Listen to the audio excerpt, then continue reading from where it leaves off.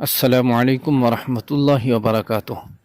محترم سامعین، امید ہے کہ آپ حضرات خیر و عافیت سے ہوں گے۔ اللہ تعالیٰ آپ سبھی کو صحیح سلامت رکھے اور صحت تندرستی سے نوازے۔ دوستو، جو لوگ بھی بیمار ہیں گھروں میں، اسپتالوں میں، سبھی کے لیے دعا کریں کہ اللہ تبارک و تعالیٰ سبھی کو شفائے کلی عاجلہ مستمرہ دائمہ نصیب فرمائے۔ دوستو، امید کرتا ہوں کہ آپ حضرات حج 2023 کی تیاریوں میں مصروف ہوں گے اور دوسری قسط جمع کرنے میں لگے ہوئے ہوں گے۔ دوستو، آپ کو معلوم ہے کہ 24 اپریل دوسری قسط جمع کرنے کی آخری تاریخ ہے، اور دوسری قسط کا جو اماؤنٹ ہے وہ 1,70,000 روپے ہے۔ تو آپ حضرات سے گزارش ہے کہ اسے جلدی سے جلدی جمع کرنے کی کوشش کریں، اور جو لوگ اپنی درخواست کینسل کرنا چاہتے ہیں وہ جلد سے جلد کینسل کرا دیں، تاکہ جو لوگ ویٹنگ لسٹ میں ہیں، بے چین ہیں، ان کا نمبر آ سکے۔ تو دوستو، اس وقت ہم جو ہے 2-3 چیزوں کے بارے میں بات کریں گے، جیسا کہ عرفات سے مزدلفہ کتنی دور ہے، کتنی مسافت پہ دور ہے۔ اسی طرح سے طواف زیارت کے بارے میں ایک بھائی نے بتایا کہ ہم نے سنا ہے کہ طواف زیارت کو ایڈوانس بھی کر سکتے ہیں، اگر یہ خطرہ ہو کہ حیض آ جائے گا، کپڑے خراب ہو جائیں گے عورت کے، تو اسے ایڈوانس بھی کر سکتے ہیں، ایسا انہوں نے سنا۔ تو اس کے بارے میں بھی جو ہے میں تفصیل سے آپ کو بتاؤں گا۔ اسی طرح سے جو ہم عمرہ کریں گے، کیا اس میں غسل کرنا ضروری ہے مسجد عائشہ میں جا کر یا نہیں؟ اسی طرح سے لیڈیز اگر کسی جینٹس کے لیے عمرہ کرے گی تو وہ کر سکتی ہے یا نہیں؟ اور طواف وداع میں کتنا وقت لگتا ہے یہ بھی ہم جانیں گے۔ اور اسی طرح سے جن لوگوں نے قربانی کو نو کیا ہے تو کیا ان کی قسط کم جمع ہوگی یا انہیں پیسے ریفنڈ ملیں گے؟ حج میں جانے سے پہلے ہی ریفنڈ ملیں گے یا وہاں جا کر ملیں گے یا واپس آنے کے بعد ملیں گے؟ تو یہ کئی سارے مسئلے ہیں، انشاءاللہ ان کے بارے میں ہم تفصیل سے بات کریں گے، اس لیے آپ سے گزارش ہے کہ ویڈیو کو پورا لاسٹ تک دیکھیں، بیچ میں اسکپ نہ کریں، ورنہ بات سمجھ میں نہ آئے گی۔ اسی طرح سے سب سے پہلا سوال پوچھا گیا ہے کہ دہلی والوں کی فلائٹ کب کی ہوگی؟ بھائی، دہلی والوں کی فلائٹ انشاءاللہ جو ہے شروع میں ہی ہو جائے گی۔ یو پی والوں کی، دہلی والوں کی، ان کی جو ہے زیادہ تر ساتھ ہی ہوتی ہے، تو آپ اپنی تیاری رکھیں۔ انشاءاللہ 21 مئی سے جیسے ہی فلائٹ شروع ہوگی تو آپ کا انشاءاللہ امید یہ ہے کہ پہلے ہی نمبر آئے گا۔ اب بات کرتے ہیں عرفات سے مزدلفہ۔ دیکھیے، پہلے دن ہم جب بلڈنگ سے جائیں گے تو مینا جائیں گے، اور مینا میں ہمیں پورے ایک دن رہنا ہے، یعنی فجر سے لے کر اور شام تک رہنا ہے۔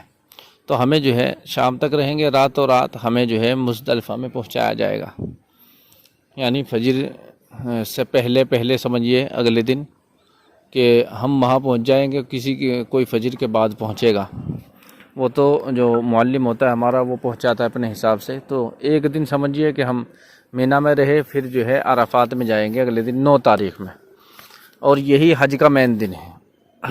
اگر کوئی آدمی 9 تاریخ میں عرفات کے میدان میں قیام نہ کرے، یعنی صبح سے لے کر شام تک نہ ٹھہرے اور باقی پورے سال وہیں ٹھہرا رہے، تو اس کا حج نہیں ہوگا۔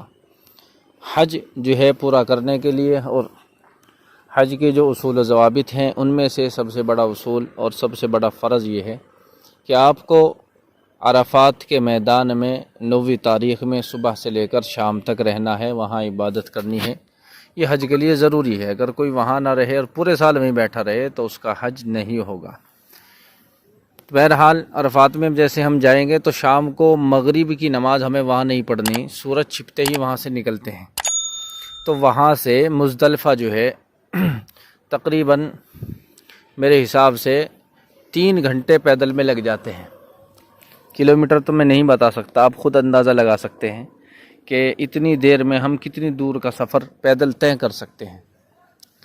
بہرحال کسی کے لیے جو ہے قریب بھی ہو سکتا ہے، کیونکہ 50-100 لاکھ آدمی ہیں تقریباً، اور ان لوگوں کو خیمہ ملا ہے، تو کسی کو 1 کلومیٹر دور ملا ہے، کسی کو 2 کلومیٹر دور ملا ہے، تو بہت بڑا یہ عرفات کا میدان ہے۔ آپ کو کتنی دور ملے گا؟ ہو سکتا ہے آپ کو جو ہے قریب ہی مل جائے، مسجد نمرہ کے قریب مل جائے جو عرفات کی مسجد ہے۔ تو جتنا زیادہ مسجد کی طرف قریب ہوگا اتنی ہی جلدی آپ مزدلفہ پہنچیں گے، کیونکہ وہاں سے مزدلفہ بہت ہی قریب ہے۔ تو مزدلفہ کے آپ مان کر کے چلیے کہ آپ مغرب کے وقت چلیں گے تو انشاءاللہ 10-11 بجے تک آپ پیدل وہاں آرام سے پہنچ جائیں گے۔ گرمی کی وجہ سے فوارے لگائے جاتے ہیں، پورے راستے فوارے لگے رہتے ہیں، وہ آپ کے اوپر جو ہے جیسا صبح شبنم یعنی اوس پڑتی ہے، دھند پڑتی ہے، کوہرا پڑتا ہے جیسے سردیوں میں، اس طرح سے وہ پانی برساتے ہیں، بالکل باریک باریک بوندیں، جس سے ٹھنڈی فوار آتی رہتی ہے تاکہ حاجی لوگ جو ہے گرمی کی وجہ سے غش کھا کر نہ گر جائیں اور پریشانی نہ ہو۔ اسی طرح سے طواف زیارت کے بارے میں ایک بھائی نے بتایا کہ میں 2007 میں جو ہے گیا تھا حج کے لیے، تو مجھے وہاں میں نے ایسا سنا کہ اگر ہمیں یہ خطرہ ہے کہ عورت کو حیض آ جائے گا تو وہ ایڈوانس جو ہے طواف زیارت کر لے، تو وہ اس کا جو ہے اگر کپڑے خراب ہو گئے تو وہ طواف زیارت میں ہی شمار ہو جائے گا، وہ صحیح بھی کر لے اور طواف زیارت بھی کر لے۔ کیا یہ ممکن ہے؟ بھائی خواجہ معین الدین بھائی، آپ نے غلط سنا ہے، اور اگر کسی نے ایسا کیا ہے تو اب دوبارہ اسے وہیں جانا پڑے گا اور طواف زیارت بھی کرنا پڑے گا اور دم بھی دینا پڑے گا حدود حرم میں، یعنی حرم کی حدود میں ہی آپ کو جانور ذبح کرانا پڑے گا، اور اس میں سے گوشت آپ نہیں لے سکتے، سارا گوشت صدقہ کرنا پڑے گا اگر کسی نے ایسا کر دیا ہو۔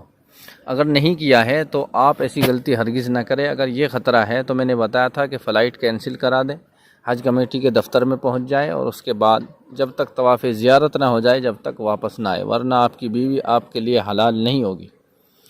جیسے احرام میں پابندی ہے وہ پابندی جو کی تو رہے گی، اس لیے آپ جو ہے ایسی غلطی ہرگز نہ کریں۔ ایسی جو ہے دوائیاں بھی آ رہی ہے جس سے حیض رک جاتا ہے، تو اگر کوئی دقت نہ ہو، پریشانی نہ ہوتی ہو تو دوائی کا بھی استعمال کر سکتے ہیں، تاکہ ایک مہینے کی دوائی ایسی کھا لے کہ جس سے ایک مہینے جو ہے حیض نہ آئے، کپڑے خراب نہ ہو، ناپاکی کی حالت نہ ہو، تو انشاءاللہ وہ بھی ٹھیک رہے گا، اس سے یہ خطرہ ہی ختم ہو جائے گا حیض آنے کا۔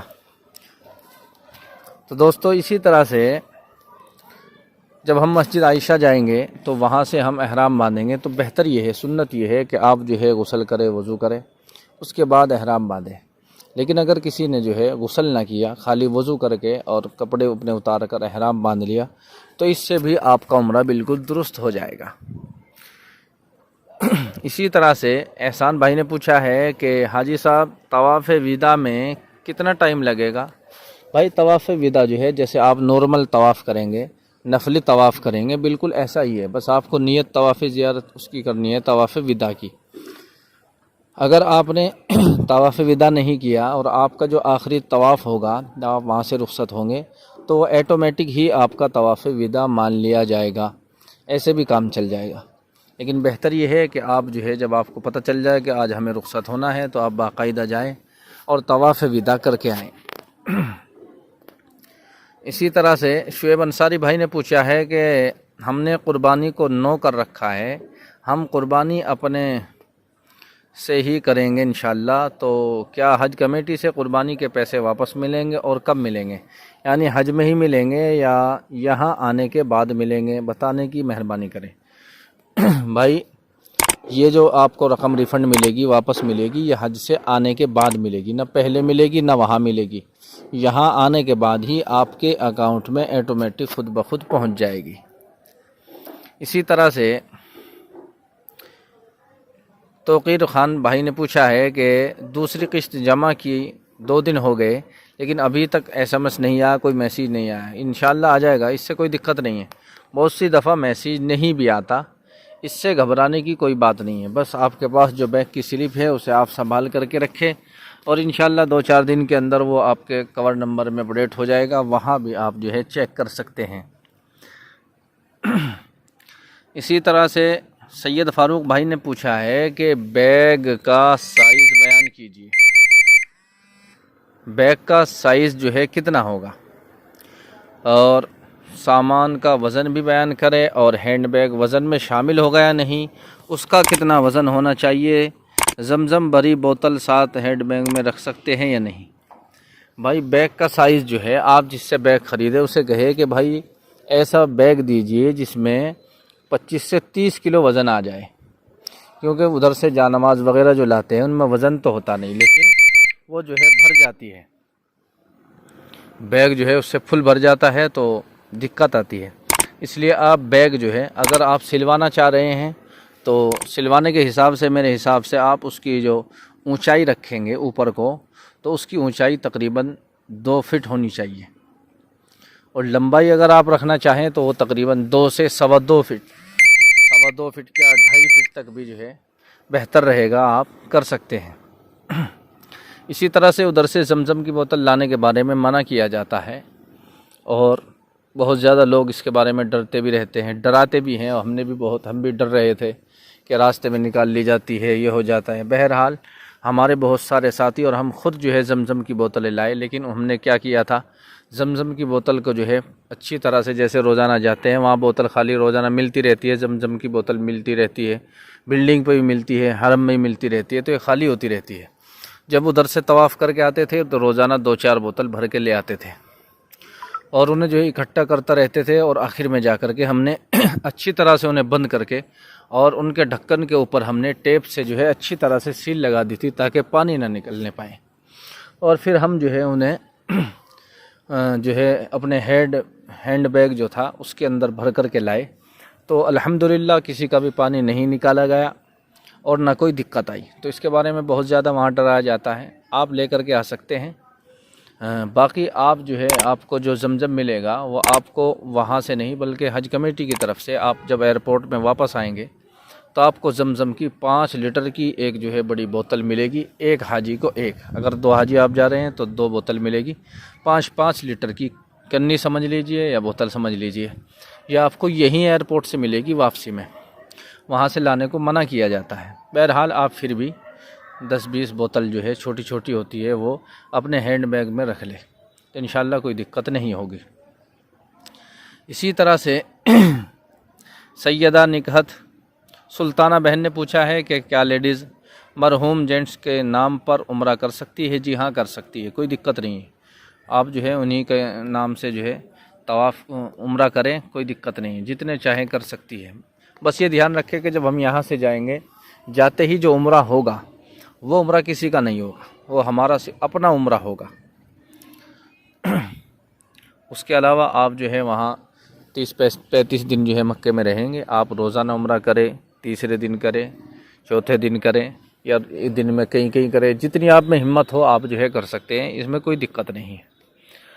بہرحال امید کرتا ہوں کہ جو بات میں نے آپ کو بتائی ہے انشاءاللہ وہ آپ کے لیے کافی کارآمد رہے گی اور آپ کی سمجھ میں اچھی طرح سے آ گئی ہوگی۔ اگر پھر بھی من میں کچھ سوال ہیں تو آپ بے دھڑک ہو کر کے کمنٹ کر کے پوچھ سکتے ہیں، انشاءاللہ آپ کی رہنمائی کی جائے گی۔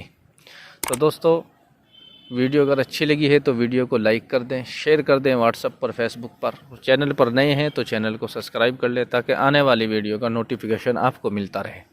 آئیے چلتے ہیں، پھر ملاقات ہوگی اگلی ویڈیو میں۔ السلام علیکم ورحمۃ اللہ وبرکاتہ۔